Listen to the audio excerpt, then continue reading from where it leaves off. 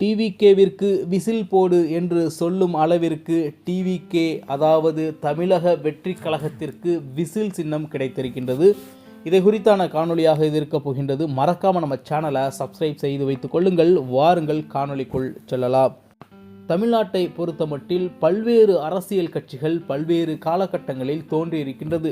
சில அரசியல் கட்சிகளுடன் சேர்ந்து இணைந்து கரைந்தும் இருக்கின்றது, இன்னமும் வளர்ந்து கொண்டும் இருக்கின்றது.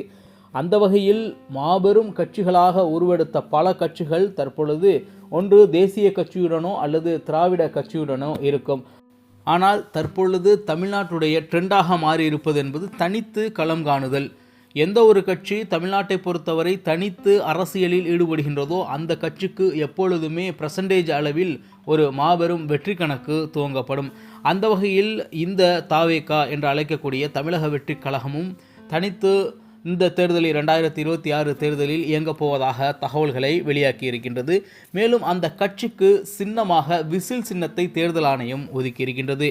அவர்கள் பல்வேறு சின்னத்தை தேர்தல் ஆணையத்திடம் வைத்து கோரிக்கை வைத்தார்கள். இதில் ஏதாவது ஒரு சின்னம் கொடுங்கள் என்று. அந்த சின்னங்களில் ஒன்றான விசில் சின்னத்தை தேர்தல் ஆணையம் விஜய் அவர்களுடைய கட்சியான தாவேகாவிற்கு ஒதுக்கி இருக்கிறார்கள். ஒருபுறம் மீடியாக்களில் இந்த விசில் சின்னம் கிடைத்தவுடன் மீடியாக்களில் பல்வேறு செய்திகள் பரவி மக்களிடத்தில் கடைகோடி மக்களிடத்திலும் கொண்டு போய் இதை சேர்த்து விட்டார்கள். இன்னொரு புறம் அதில் இருக்கக்கூடிய தொண்டர்கள் தமிழ்நாடு முழுவதும் விசில் அடித்து இந்த சின்னத்தை கொண்டு போய் மக்கள் மத்தியில் சேர்த்திருக்கின்றார்கள் என்றுதான் கூற வேண்டும். விசில் சின்னம் கிடைத்தவுடன் தமிழ்நாடு முழுவதும் அவர்களுடைய தொண்டர்கள் அதாவது தாவேகாவின் தொண்டர்கள் விசில் சின்னத்தை எப்படியெல்லாம் மக்களிடத்தில் கொண்டு போய் சேர்க்க வேண்டுமோ அப்படியெல்லாம் சேர்த்து கொண்டு இருக்கின்றார்கள் என்றுதான் கூற வேண்டும். இதனிடையே மாமல்லபுரத்தில் தாவேகா சார்பாக ஒரு உள்ளரங்கு கூட்டம் ஒன்று நடந்தது. அந்த உள்ளரங்கு கூட்டத்தில் திடீரென்று விஜய் வந்ததுதான் அங்கே இருந்த தொண்டர்களுக்கு கூஸ்பம் மூமெண்ட் என்று கூறலாம். அந்த அளவிற்கு விஜய் அவர்கள் அங்கே ஒரு 18 to 20 நிமிட ஸ்பீச் ஒன்று கொடுத்திருக்கின்றார். அந்த பேச்சுக்கு மிகப்பெரிய ஒரு எதிர்ப்பும் ஆதரவும் சோசியல் மீடியாக்களில் தொடர்ச்சியாக உருவாகி இருக்கின்றது. நட்பு சக்தி இருந்தாலும் நட்பு சக்தி இல்லாவிட்டாலும் தொடர்ச்சியாக தமிழ்நாட்டு அரசியலில் நாம் களம் காண்போம் என்ற அளவிற்கு பேச்சை அவர் பேசியிருந்தார் அந்த 20 நிமிடத்தில் என்றுதான் கூற வேண்டும்.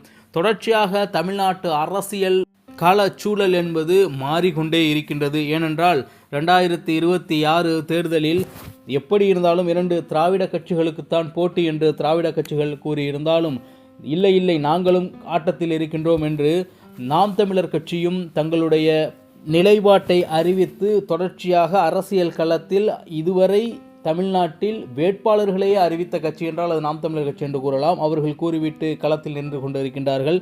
இதனிடையே தாவேகாவும் சுறுசுறுப்பாக இருக்கக்கூடிய இந்த 2.5 to 3 மாத காலத்தை பயன்படுத்தி மிகப்பெரிய அளவிற்கு மக்கள் அரங்கத்தை கொண்டு போய் தங்களுடைய கட்சியையும் கட்சி சின்னத்தையும் சேர்க்கும் என்று எதிர்பார்க்கலாம். தமிழ்நாடு அரசியலை பொறுத்த மட்டில் 2026 தேர்தல் என்பது மிகப்பெரிய ஒரு தேர்தலாக இருக்கப் போகின்றது. 4 முனை போட்டியாக கண்டிப்பாக இருக்கும் என்றுதான் அரசியல் ஆய்வறிஞர்கள் கூறியிருக்கின்றார்கள். இந்த முறை 2026 தேர்தலில் வெற்றி பெறக்கூடிய கட்சி என்பது நிச்சயமாக மக்கள் மன்றத்தில் பேசப்படும் கட்சியாக மாறும். ஏனென்றால் இவ்வளவு பெரிய ஒரு 4 முனை போட்டிகளிலும் வெற்றி பெற்று ஆட்சியை பிடிப்பது என்பது சாதாரண காரியமல்ல. அதை நிச்சயமாக இந்த முறை 2026 தேர்தலில் ஏதோ ஒரு கட்சி வெல்லதான் போகின்றது. அந்த கட்சிக்கு வாழ்த்துக்களை கூறி தொடர்ச்சியான அரசியல் காணொலிகளை நாம் பேசுவோம் என்பதை கூறிக்கொண்டு மறக்காமல் நம்ம சேனலை சப்ஸ்கிரைப் செய்து வைத்துக் கொள்ளுங்கள். பெல் பட்டனை அழுத்துங்கள். மீண்டும் நடந்த ஒரு காணொலியில் உங்களை சந்திக்கின்றேன். அதுவரை உங்களிடமிருந்து விடைபெறுவது உங்கள் தமிழா செய்திகள். நன்றி, வணக்கம்.